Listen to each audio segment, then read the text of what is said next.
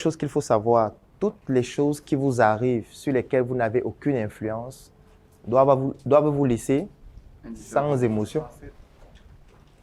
Totalement sans émotion. C'est pour ça que je produisais une vidéo une fois dans laquelle je disais pourquoi lorsque quelqu'un meurt, on pleure. Et les gens ne comprenaient pas. Les gens disaient, comment tu veux dire ça? Tu exagères, toi aussi, tu es toujours en train de raconter des conneries. Et je répétais, pourquoi on doit pleurer? Nous sommes en train de faire une conférence ici. Quelqu'un prend la moto, le camion l'écrase. Pourquoi on doit pleurer? En quoi tu es responsable de ce monde? Ici, on pourra pleurer par empathie. Pourquoi par empathie? Peut-être l'empathie serait de rester serein et de se poser la question, quelle est la meilleure morgue de la ville? Je prends en charge les frais de morgue. Ce serait peut-être aussi ça, être empathique. Ça sert à quoi si tu pleures et on ne trouve pas la morgue parce qu'il n'y a pas l'argent? Tu vois, tu pleures, mais le corps est à la maison parce que personne n'a l'argent pour payer. Est-ce que c'est toujours l'empathie? Parce que quand tu vas venir le soir à la veillée, tu vas dire que le pain est où? Il n'y a pas le café. Ça sera difficile ce qu'on va voir aujourd'hui. Parce qu'on n'est qu'au début, ça c'est l'introduction du thème. Parce que ça va vous faire relativiser pratiquement tout. Parce qu'à bien y voir, on pleure. Mais c'est encore plus grave. Parce que les autres pleurent, on mettrait ça dans des actions sur lesquelles tu n'as aucune influence. Puisque les autres ne dépendent pas de toi. Donc, si les autres pleurent, si on était dans une entreprise et on classait comme on a fait tout à l'heure, on mettrait ça dans les actions et les événements sur lesquels tu n'as aucune influence. Pourquoi tu vas être émotionnellement touché par rapport à ce que les autres font? Les autres sont les autres, toi c'est toi. Oui. Et ça fait quoi? Mais et si on voyait la mort comme une délivrance? Est-ce que tu ne devrais pas être content du fait qu'il soit délivré? Non. Comment non?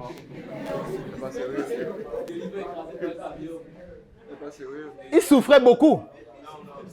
Parce qu'on peut interroger pourquoi il prend la moto. Pourquoi il n'a pas une grosse voiture neuve avec son chauffeur? Peut-être qu'il souffrait beaucoup. Et le camion est venu apaiser ses peines. Pour dire, mon fils, tu as trop souffert. Au moins cette fois, tu vas te reposer à jamais. Directement. On devrait être fiers. Bon, allons sur le prisme religieux. Il va au paradis. Pourquoi on pleure? Ça, c'est la grande question. Quelqu'un va au paradis, on pleure. Pourquoi? On doit être fier pour lui. La vie éternelle, plus belle. Vous avez dit qu'on n'est pas sûr. Mais si tu n'es pas sûr, en quoi ça te concerne? En quoi ça te concerne que tu ne sois pas sûr qu'il aille au paradis? C'est lui qui a mené sa vie. C'est lui qui a pris des décisions, qui a fait en sorte qu'on ne soit pas sûr qu'il aille au paradis. Pourquoi toi tu pleures pour ces décisions? On peut pleurer par remords. Remords pourquoi? Par exemple, un chirurgien qui fait une opération. Oui. Et puis peut-être oublie un ciseau dans le corps. Oui. La personne décède après. Oui. Il peut pleurer par remords. Le chirurgien pleure. Sa famille. Le chirurgien peut s'en vouloir. Ah, le chirurgien pleure par remords. Oui, par remords. Pourquoi? C'est son fils qui est en train d'opérer. Mais il doit plutôt aller se dénoncer lui-même. Est-ce qu'il doit pleurer? Parce que, est-ce que pleurer fait que la personne se réveille? Est-ce que pleurer fait qu'il s'améliore en tant que chirurgien? Est-ce que pleurer fait qu'il empêche que d'autres personnes puissent vivre la même chose? C'est-à-dire qu'il continue d'oublier le scalpel dans le ventre. Ça veut dire que ce n'est pas ce qu'il faut faire. Oui. Ça veut dire qu'on ne pleure pas. On pleure car c'est trop grave. Donc,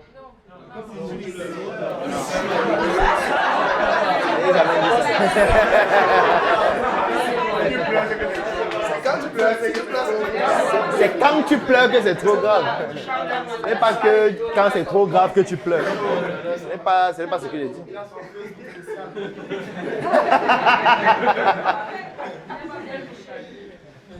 En fait, c'est ça le stoïcisme.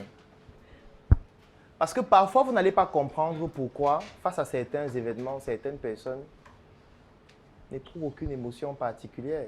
Vous allez vous dire, il est inhumain. Non, il n'est pas inhumain. C'est juste qu'il a compris qu'à un moment donné, il y a des choses qu'on ne contrôle pas. Et il n'y a aucune raison de mourir toi-même parce que quelqu'un est mort. Moi, je disais une fois que, supposons que quelqu'un dans ta famille décède, ce que je ne souhaite pas, bien évidemment. Ensuite, on te donne l'information, on t'envoie un message. Tel vient de mourir. Tu reçois l'information, directement tu fais un choc, tu meurs aussi. Normalement, on doit fouetter ton corps. Parce que tu nous causes trop de peine. On est déjà en deuil, ce qui n'est pas facile. Tu reçois l'information et tu meurs aussi. Tu veux qu'on fasse maintenant quoi? On fouette ton corps. Tu nous crées trop de problèmes. Au lieu que tu viennes t'asseoir avec nous pour qu'on réfléchisse sereinement sur ce qu'il faut faire pour celui qui vient de partir, toi tu meurs. Toi tu meurs. Il est mort, c'est fini. C'est fini. La suite c'est quoi? C'est la question qu'on a se poser. Qu'est-ce qu'on fait? Ça a l'air amusant, n'est-ce pas? Mais en entrepreneuriat, ça peut être fatal. Parce qu'imaginez, vous avez des collaborateurs. Vous êtes 3. Vous recevez une nouvelle terrible. Les impôts viennent de déposer un document dans votre bureau. Redressement fiscal, 600 millions. Le premier qui reçoit le document se jette au sol. Il commence à pleurer. Et il fait un choc. Les urgences l'amènent à l'hôpital. À l'hôpital, on dit vraiment, il vient de faire une tachycardie ventriculaire. Et il faut urgemment qu'un cardiologue intervienne et l'opération va coûter 700 000. Vous voyez qu'il vient de nous causer quelque chose. Parce qu'il y a d'abord le document là qui ne change pas. Le document là est toujours posé là où c'était. Avec le même montant dessus.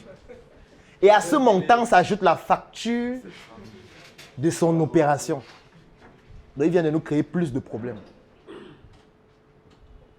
Le stoïcisme veut qu'il reçoive le document posément, il le lit, il essaye de comprendre ce que le document signifie. Et la question qu'il se pose, c'est qu'est-ce qu'on fait? Et à qu'est-ce qu'on fait, il commence à chercher des solutions. Et quand il te contacte, ce n'est pas pour te dire que les impôts sont venus, non. Les impôts étaient là à telle heure, ils ont déposé tel document. Voilà le résumé de ce que le document dit. Et d'après les recherches que j'ai effectuées, voici ce qu'on doit faire. Je recommande qu'on contacte tel fiscaliste, qu'on contacte tel qui est dans notre base de données qui pourra nous aider à faire tel, tel, tel. J'ai commencé à les contacter. Il y a un qui a répondu. On a rendez-vous avec lui demain à 16h. Est-ce que tu as d'autres propositions? C'est ça le stoïcisme entrepreneurial. Si tu as des collaborateurs comme ça, tu es beaucoup plus efficace. Par contre, il y a d'autres, dès qu'ils reçoivent ça, ils démissionnent. Il dit que vraiment... Là où on dit 600 millions, ça veut dire que... Peut-être on va dire que c'est moi qui dois payer. Alors que son nom n'est même pas sur les papiers de l'entreprise. Mais il croit déjà que c'est lui qui sera acculé, accusé. Non. Vous ne pouvez pas avoir des collaborateurs qui sont aussi fébriles émotionnellement. Ça ne peut pas fonctionner. Parce que ce type de nouvelles, vous en aurez chaque jour, chaque semaine, chaque mois. Un gars, par exemple, comme lui qui fait les jus de fruits, s'il ne pratique pas le stoïcisme, c'est qu'ils vont mourir tôt, tous. Parce que tu arrives au marché aujourd'hui, le fruit qu'on vendait à 500, ça coûte 700 du jour au lendemain. Oui, tu ne vas pas changer le prix de tes jus chaque jour parce qu'il y a les contrats. Tu as signé les contrats avec un restaurant où tu leur as dit je te livre le jus à 600 la bouteille. Sauf qu'on vient d'augmenter le prix des fruits. Et quand on augmente le prix des fruits, ça veut donc dire que le coût de production va augmenter. Et qu'est-ce que tu fais? Tu dis à tous tes partenaires que le prix du jus n'est plus 600, c'est 700. ils disent que ok, le contrat là, non, ne continue plus. Nous, on va travailler avec quelqu'un d'autre qui nous propose ça à 500. Qu'est-ce que tu fais? Tu pleures. Tu te lamentes sur ton sort ou tu te dis, désormais, on va mettre un peu plus d'eau.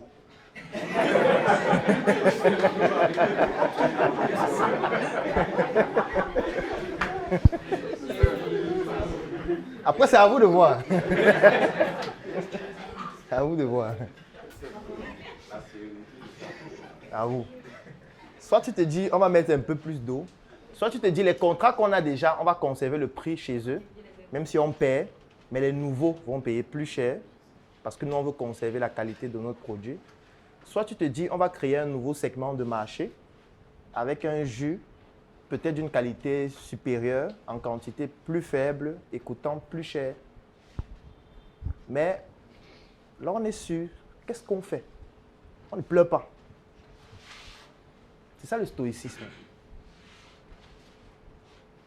Et en tant qu'entrepreneur, vous allez rencontrer ce type de difficultés tous les jours. Et les difficultés vont venir de l'intérieur de l'entreprise et de l'extérieur. Je prends peut-être quelques difficultés qui peuvent venir de l'intérieur, ce qu'on appelle les difficultés intrinsèques. La mission est simple.